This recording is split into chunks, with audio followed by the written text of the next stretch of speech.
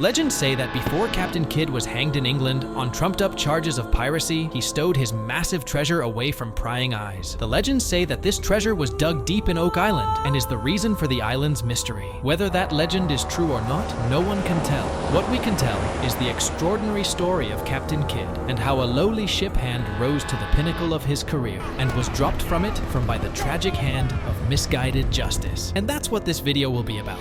We don't know a lot about the childhood of William Kidd, the young boy who would eventually be known as the keeper of Oak Island's secrets.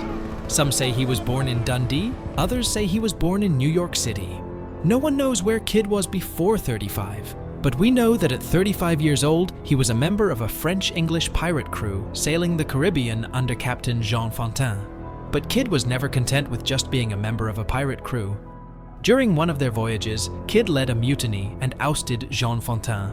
The ship was named Blessed William, and that's how Kidd's incredible pirate journey began.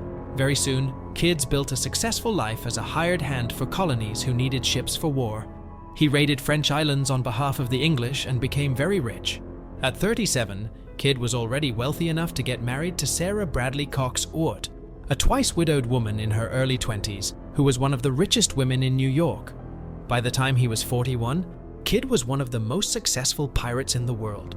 However, he wasn't a pirate in the strict sense. He worked for the English government and got paid in freedom to raid their enemies, so he was technically a legal pirate.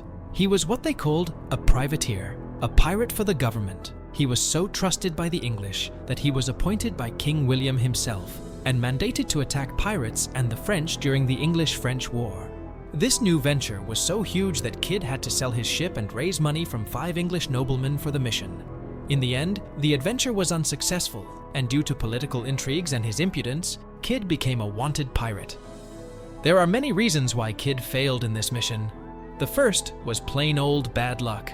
Despite being a successful captain with many successful missions under his belt, for some reason, Kidd just couldn't find pirates on this mission.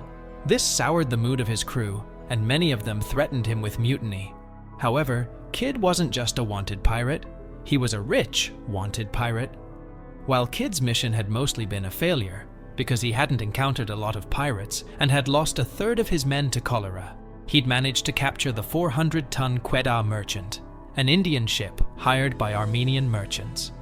The ship had satins, muslins, gold, silver, and a variety of East Indian merchandise, as well as extremely valuable silks. All of this was worth a small fortune and could have made any man rich beyond his wildest dreams. The treasures on the ship were set to be worth around £70,000, which is about £17 million in today's money. Unfortunately, the captain of this ship was an Englishman who had been sailing under French colors. This means he'd purchased passes from the French government and was technically under their government's protection. This meant that despite being an Englishman, Kidd was legally empowered to capture the shop as an English privateer. Unfortunately, news of the existence of these passes didn't get to England in time. People just thought that Kidd was back robbing innocent ships, and he was immediately declared a wanted man. The fact that Kidd's allies were out of power made things worse as he became a pawn to settle political scores. Kidd had also murdered one of his crew members, which made things even worse. English courts generally allowed captains to act with a lot of leeway with their crew members, but none of them permitted murder. Kidd expected the murder charge to be swept under the carpet because of his extensive political connections in England. What he didn't know was that many of the noblemen who had his back had lost power, and the Tories, who didn't care too much for privateers, were now in power. Kidd didn't know about all of this because he'd been on the seas for 2 years. By the time he arrived in the West Indies in 1699, he found that he was a wanted man, and the American colonists were on the hunt for pirates.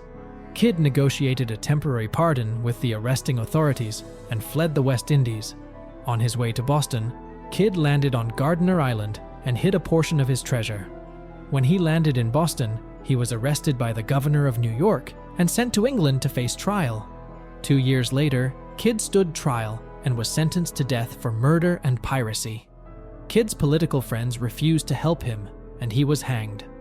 And that is where the story of Oak Island begins.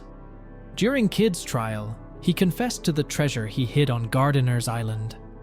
The treasure was dug up and used as evidence for his piracy.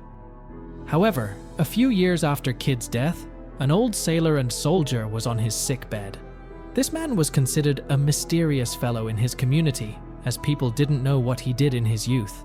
As this old man was dying, he told the tale of his younger years, and that tale astounded every ear that heard it. The man said as a young man, he was a crew member for the dead Captain Kidd. He said that he helped Kidd bury $1 million in gold on a secluded island east of Boston.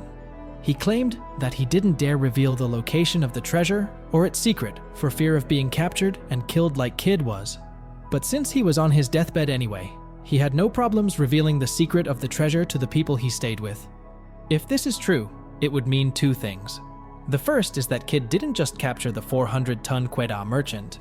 It would mean he captured other pirate ships but cynically told no one about it but the crew members who helped him. The fact that he had a severely depleted crew also means that the chances of the truth getting out would be low. It also meant that Kidd's hidden treasure at Gardiner's Island was nothing but a cheap decoy to stop the English from searching for other treasures he might have. Before long, the news about Kidd's hidden treasures spread rapidly amongst the early New England settlers, and many of the nearby islands were searched to no avail.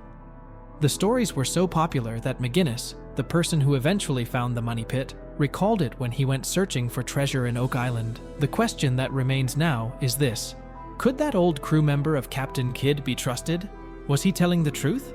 Or was it just an elaborate lie? The answer is, we don't know for sure. What we do know is that Kidd was an extremely good pirate, and the idea that he would spend 2 years at sea and only encounter one pirate ship sounds a lot like fiction. If he wasn't such a successful pirate, he would never have been backed by English noblemen before he set off on his trip. Therefore, we can safely assume that there's a chance that a pirate like Kidd would try to cheat his backers out of their share of the loot and only report one ship capture. If that happened, then Kidd would have a lot of treasure to hide before going off to trial. We also know that Kidd thought he had a decent chance of being acquitted by the courts since his actions were technically legal. If he assumes that, then it's only reasonable for him to keep the majority of his treasure away from the prying eyes and hooks of other pirates and the government. These assumptions tie very neatly with the testimony of his former crew member. The only question now is this: where is Captain Kidd's treasure? Because is it yet to be found? There are still hundreds of ancient wonders, mystery stories we are willing to uncover on Mystery Unity. If you enjoyed this video, subscribe so you don't miss them. See you in the next video.